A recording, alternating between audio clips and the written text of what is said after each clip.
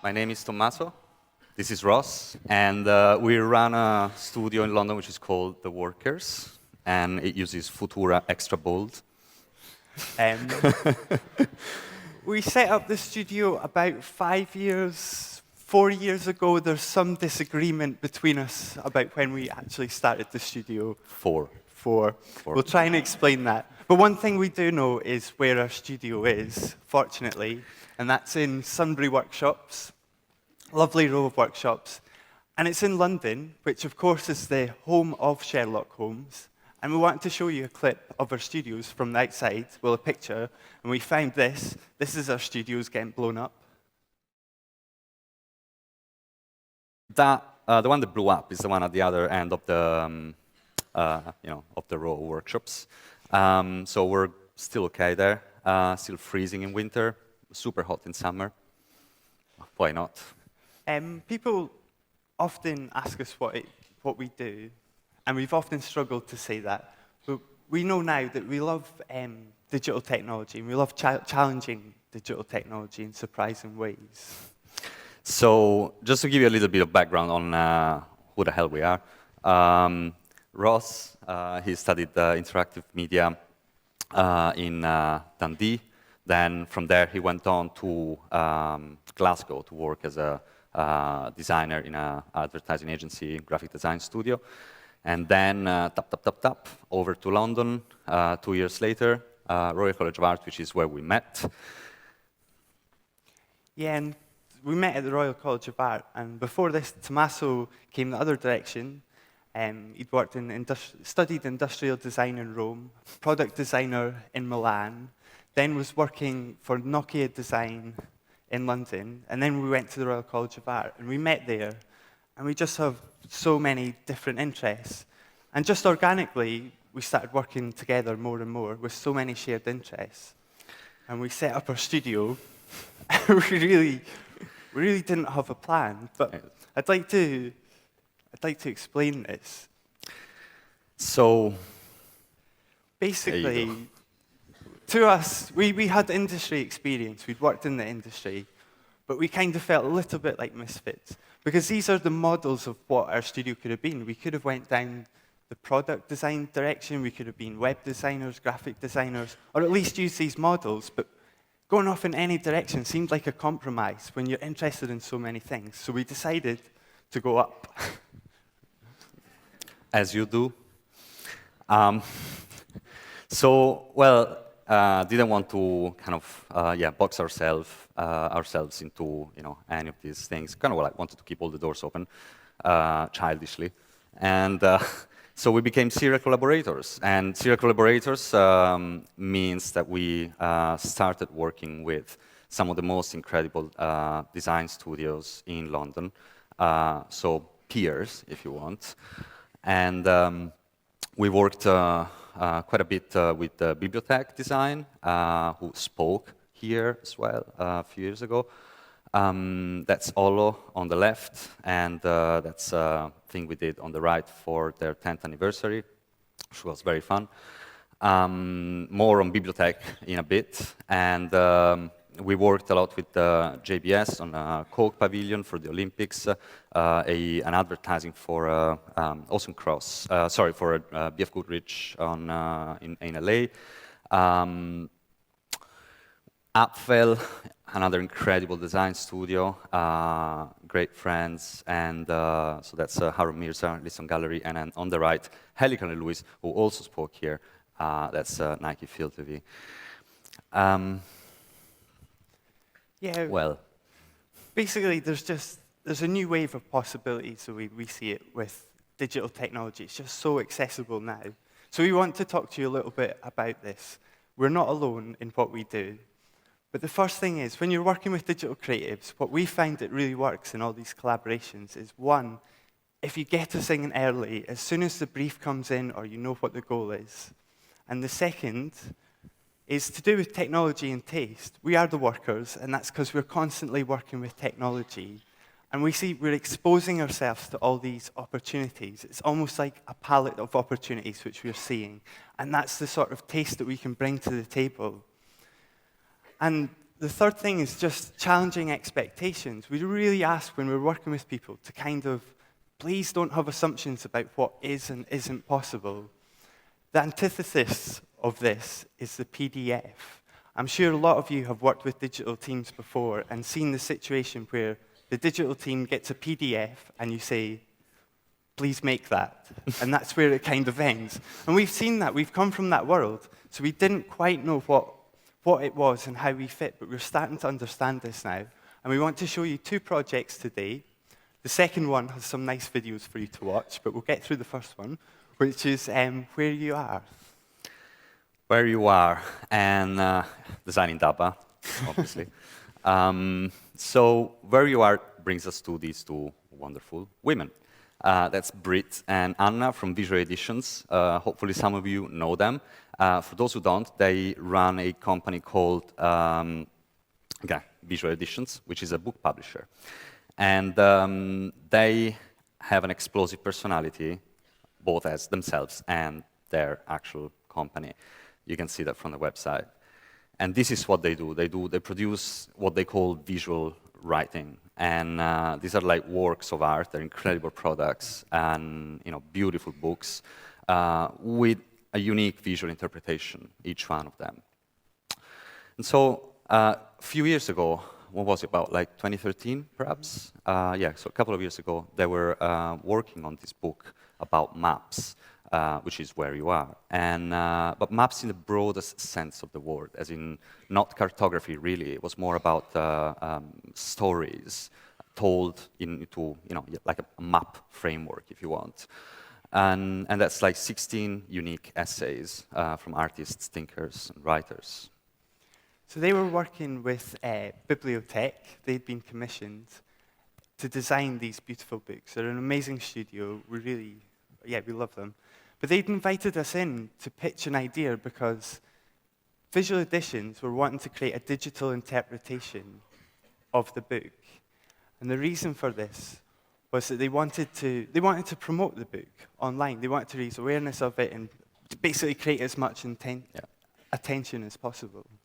So what we got given from Visual Editions 16 draft essays in text format as our starting point. As you do, right? You should never have that much text on a slide. So that's what we came out of from the meeting. So it was like a nice little USB key with like a few kilobytes of TXT files with the drafts.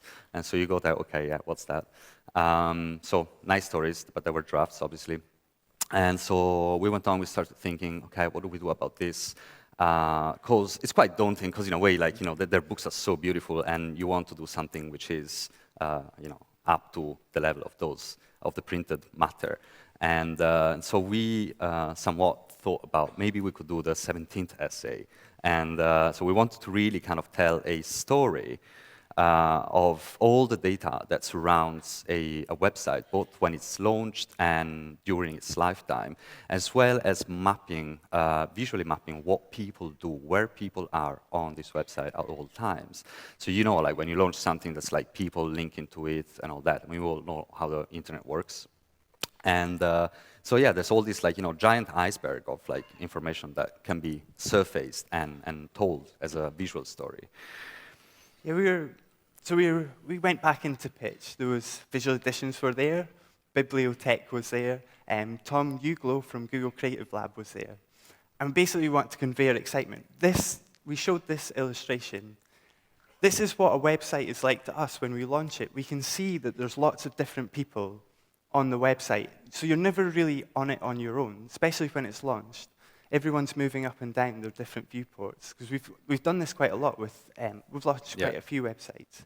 But to kind of explain this idea, we also made this prototype. You can see here that there's 4 different browser windows, and then as people start to scroll, play the video. As people start to scroll, you can give an impression that you're not actually there on your own. And this kind of live prototyping, being able actually to make things is hugely important. We knocked this out in maybe an hour, 2 hours, But it helps us validate ideas incredibly quickly and also kind of just convey the opportunities which exist to our clients who we're working with. Yeah, that was really important. That really kind of convinced them that it could work. So the homepage, when we actually launched, this was it. You can see the yellow boxes moving up and down. That's actually people who are looking at the articles. There's 16 authors, which you can click through and read. So that's actually people on the website looking through. And then you see that there's this little cascade. Let me just go back 1 second. You see that little cascade of illegible text, at least from that distance. And all of those are the people that linked to either single essay or to the homepage. And we're like pedantically listing each one of them and counting how many hits we get from each one of them. So effectively, it's like what you see on Google Analytics, right? But in a much straightforward form and right there on the homepage. So this was our second level of narration on top of giving people a sense of where other visitors were reading. And so this is what it looks like, what it used to look like a couple of hours after the launch. So a little bit of buzz like that, and people linking to it and all that.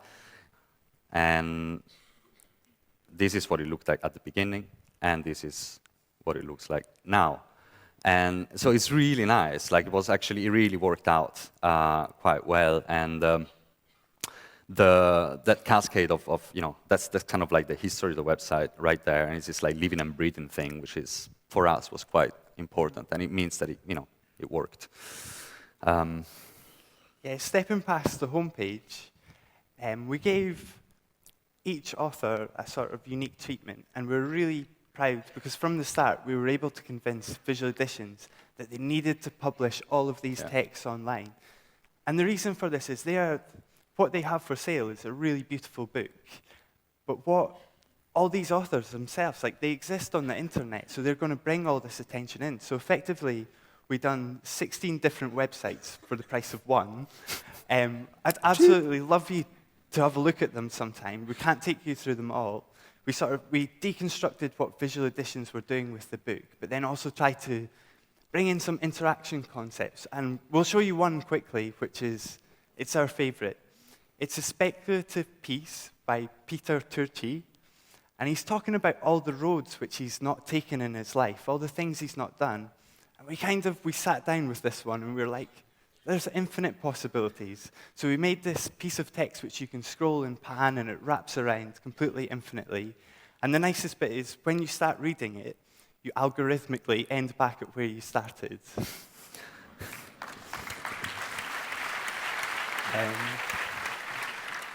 But yeah, so that's one project. And now we'll go on to a second one, which, well, we like. Go find your sanity after you finish reading that one. There we go.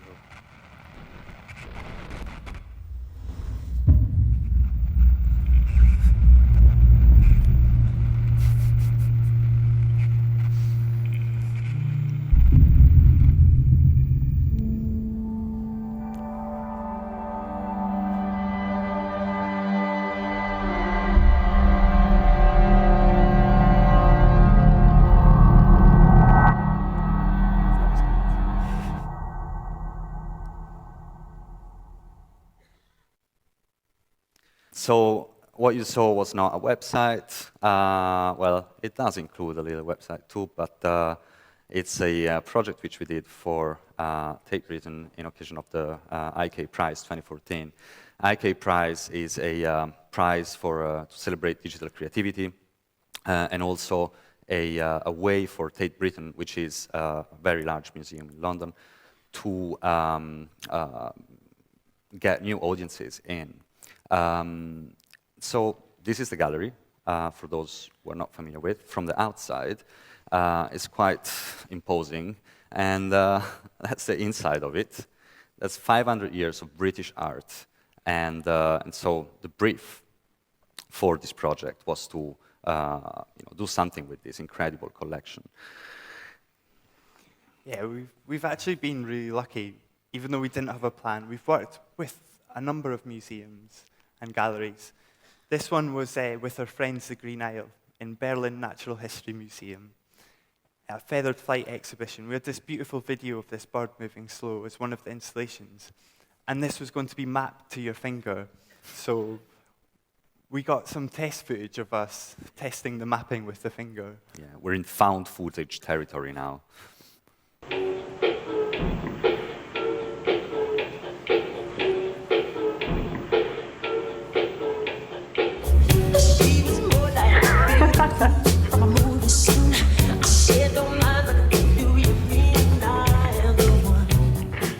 Slightly more seriously, we worked with the Victoria and Albert Museum in London with a research project with UCL called Design with Heritage, which was a lot to do with how you can digitally enhance exhibitions. There's a little image there of one of the prototypes which we made for the project. And a huge project for us was Bloomberg Connects at Tate Modern. We were commissioned by JBS to help design and build this huge installation, which is about engaging audiences whilst they're in the museum. It spans about 70 different screens. There's about 19 different applications. You can draw pictures, take photographs of yourself. You can comment on the art. It's a great installation. A pretty broad one, yeah. So what all of these things, these three projects that we just showed you, have in common, and well, our big takeaway, I mean, except for the fun of each one of them, but is that when you get to work in a museum after hours, you rediscover the space in a way that it's indescribable. Like it's just physically being there. It completely changes your perception of the space when you are in it with the people versus without. And that's a picture of what's that, myself and Dave. So person who worked with us on the project. And so we really wanted to try to communicate. This really stuck with us, and we wanted to find a way to communicate this feeling. When the Ike Prize came about, it didn't take too long for us to realize that, wait a minute, so we have Tate Britain here, we have a little dream that we would like to realize, and let's go for it. But then also we thought that we're going to be getting, surely, a lot of screen-based applications and things like, screens in the gallery. And we didn't really, we wanted to kind of stay away from that, step aside for a minute and, think outside of the gallery itself. And so we went sci-fi, and we did this nice little robot. That's what we showed them at the very beginning. Yeah, so what we proposed was that for 5 nights, we would have 4 robots let loose in the galleries at night, and anyone could access them in the world from their browser for free. You didn't need to have a ticket, you just needed to join a queue. And, well, yeah, we're an incredibly small team. There's 2 of us. There's also David Di Duca, who is amazing. We work with him lots and collaborate with him. Also, Tony Gillam, he's from Tate. He's really turned out to be the 4th member of the team. He was instrumental, and Tate, as an organization to work with, were fantastic. So we've got a video to show you from the making of. It takes you up to about 2 weeks before. Yeah. 2 weeks before we went launch, so it might look like we were ready, but that's not the truth. Hopefully the base is not as hard on this one.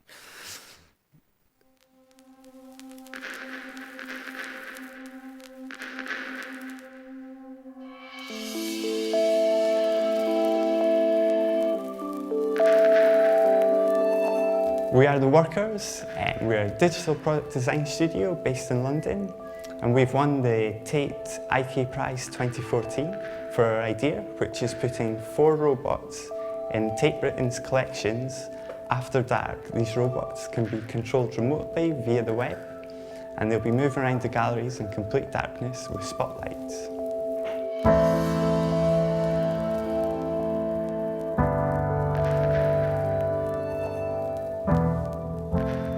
When you come to the website, you'll see the 4 video feeds of these robots. We're also going to have commentators who are going to be talking through some of the works which come on the screen.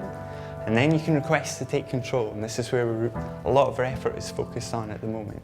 We want to digitally create the experience of being in the collection alone at night with all these amazing artworks, and just, it's a space which during the day you can go, be part of the public, but at night you get this space to yourself and experience it. So it's a place which you're not supposed to be, and we want to capture that experience.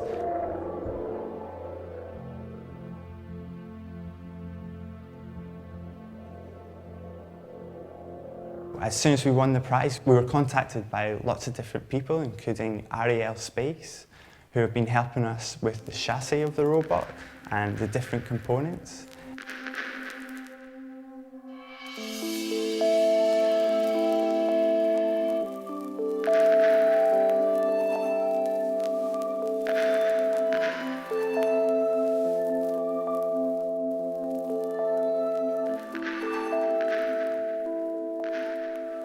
There's going to be 4 of these robots.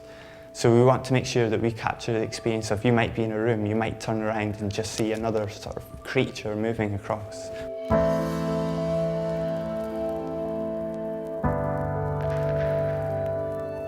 Robots themselves are designed so that the base is the widest part, they're about 600mm diameter. The only part that can actually come into contact with anything is about 120mm off the ground, so it's lower than skirting board sort of height. And the higher parts of the robot with the cameras on them are within that 600mm circle towards the centre, so they can't touch anything. So the only part that can bump into anything is lower than the majority of obstacles in the gallery. If we were to touch anything, we'd touch a barrier, and that will instantly kill the robot. So that's our sort of series of safety measures. There's a servo motor here in the middle, which takes care of basically tilting the head up and down.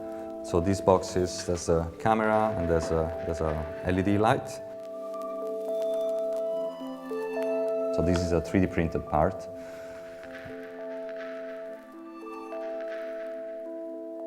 These are sonar sensors, and sonar is the same thing that you use on boats, or is the same thing that bats have.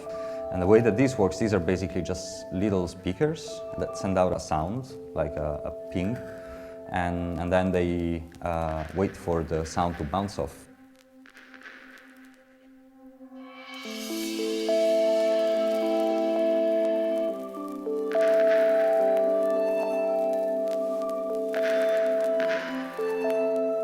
We're really looking forward to get these things in the gallery running and actually literally hand them over to the public to control and have some fun with it. I had the chance to operate a lot of robots in orbit, the huge Canadarm and Canadarm2, and recently returned from the International Space Station. And today I'm operating a robot inside the Tate Gallery from here in my office in Toronto, Canada. Pretty amazing. It's really interesting to think of the artistry and the history and the technology all wrapped up in one.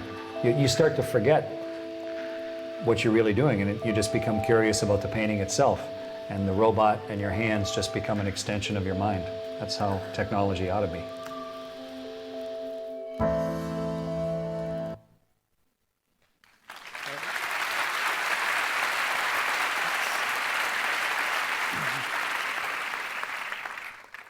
So that was the Space Oddity in the ISS guy, if anyone recognizes him.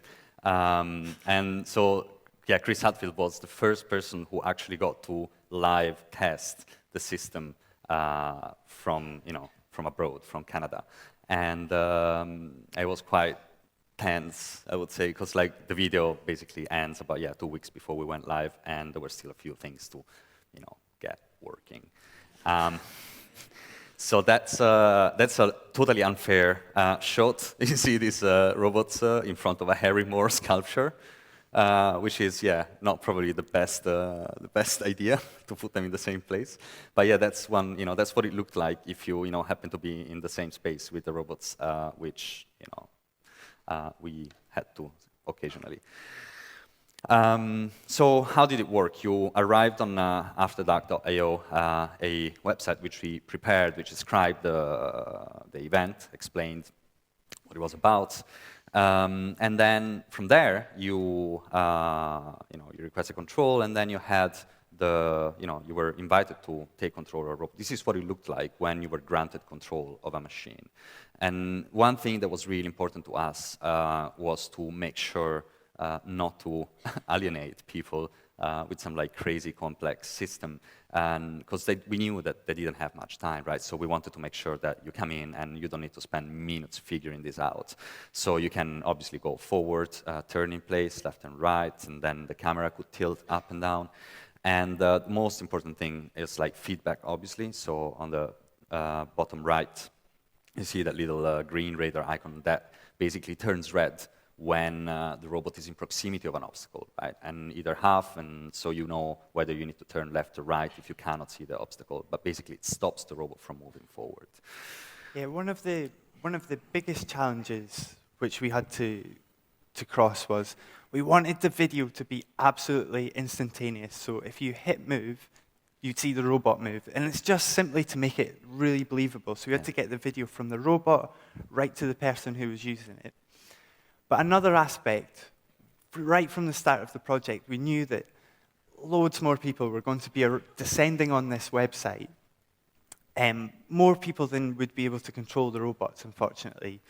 So what we'd done was we transformed it into a broadcast as well. We had the 4 video feeds of each robot. And then we commissioned 4 art experts to be commentators to talk through what was going on. And to be honest, we ran some workshops with them to get the correct tone. We briefed them, but they turned out to be the real surprise of the project. They were the real gem. It was such captivating viewing. People were tuning in for hours on end and coming back each night as well, which was amazing. There's not a huge amount we can show you of this, but we do have a short clip that we want to show you, just so you can get a sense of the atmosphere. Right, yeah. Yes, that's fair. Natalie in Ukraine, getting very close now into the early 20th century. And just to the left of the hair, the Flanagan hair that Robot T is looking at, is a work I don't think we've seen yet because it's quite small. Lucien Freud, girl in striped pajamas, just to the left of that. So we might get to have a look at that later. And just on the floor, Robot T, you can see them on her team piece. And it went huge. Like the press, the response from the public, it was really, really astonishing. And I mean, that's something that, it really surprised us. And so we got a little assemblage, montage of clips from that time, from the, before and after the launch.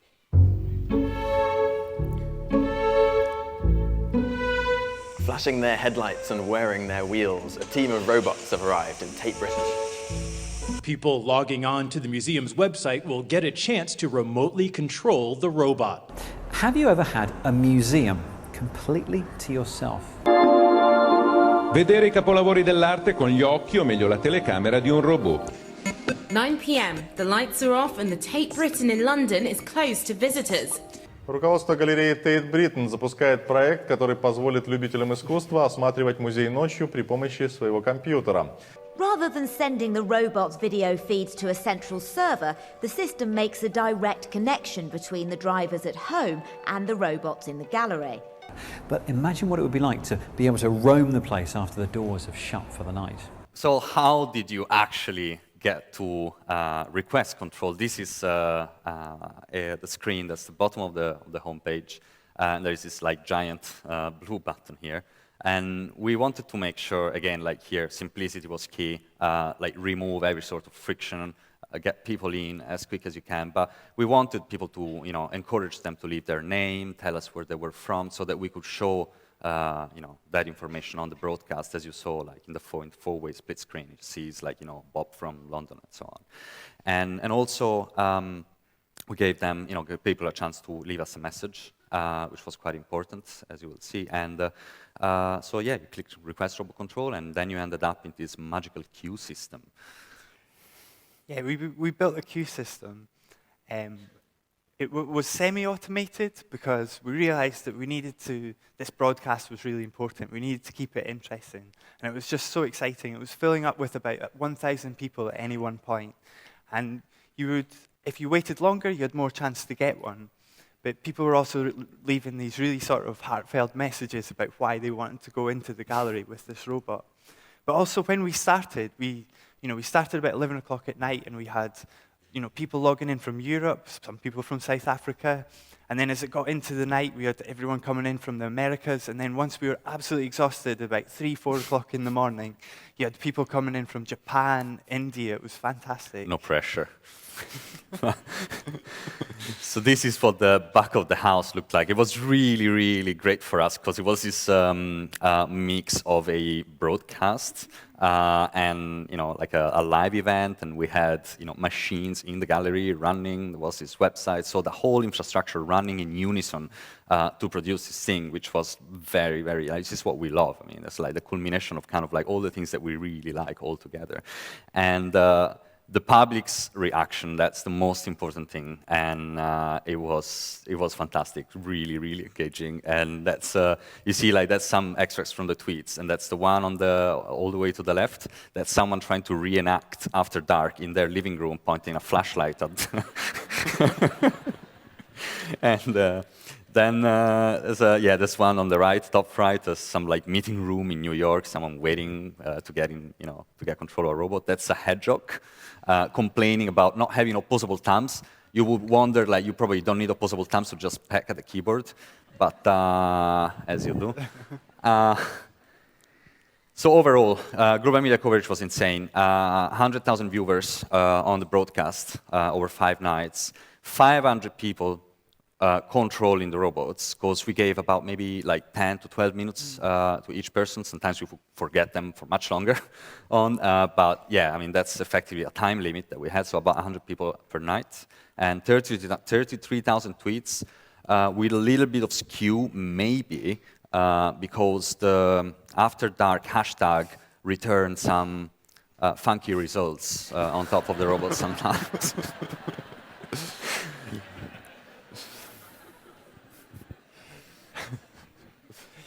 Yeah, and finally, it's a really exciting time at the moment. We're not the only people working in this field, but digital technology is just so accessible now that we're a really small team. Yeah. But I think what hope we've been able to show you is we've been able to show you, live link video coming across the world, broadcast to hundreds of thousands of people, industrial design, robots, web, a bit of graphic design, a combination of all these things. It's great. But we really believe that a lot of people don't actually appreciate that all these opportunities are out there, which is making it incredibly exciting for us, because constantly we just feel we're challenging expectations of what is possible. But thank you so much. It's been a pleasure.